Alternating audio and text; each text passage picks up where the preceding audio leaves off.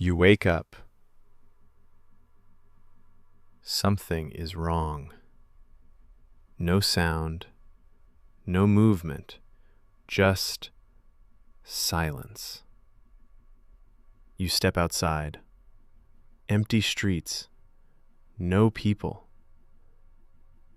And then it hits you. The world is gone.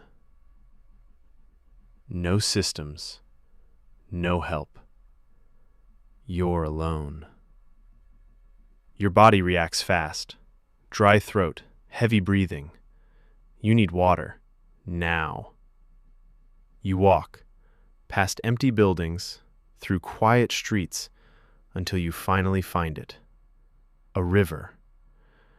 It looks clean, clear, calm. But you stop, because this is where most people fail. They drink immediately, and that's how it ends. Water like this carries things you can't see. Bacteria, parasites. One mistake, and you're done. So you slow down. You think. First, you filter it. Cloth, anything you can use. You pour the water through. It removes the dirt you can see, but that's not enough. So you build layers. Sand, charcoal, stones. The water moves slowly through each layer. Cleaner, but not safe yet. Now comes the step that matters. You boil it. Heat changes everything. It kills what you can't see. Now, it's safe. You drink. Day 1, you survive. Water isn't just survival. It's the beginning of everything. You wake up. The world is still silent. The river is behind you now. Yesterday kept you alive, but today feels different. Colder, heavier. The sun is low, or maybe it just feels that way. Time doesn't matter anymore. Only survival does. Without fire, the world becomes something else. Not dangerous, not exciting, just cold. Too cold to ignore. You start walking again, slow steps. No direction at first, just movement. Searching without even knowing what exactly you need. And then you understand. Fire is not just heat. It is safety. It is light.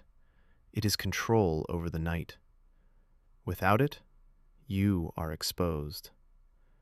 You gather what you can find. Dry grass, small branches, leaves that have fallen long ago. Everything must be dry. Everything must be ready. You sit down. For a moment, nothing happens. Only wind, only silence. You try, again and again, but there is no flame. Only effort, only waiting. And then, something small changes. A spark, barely visible, almost nothing, but it is enough.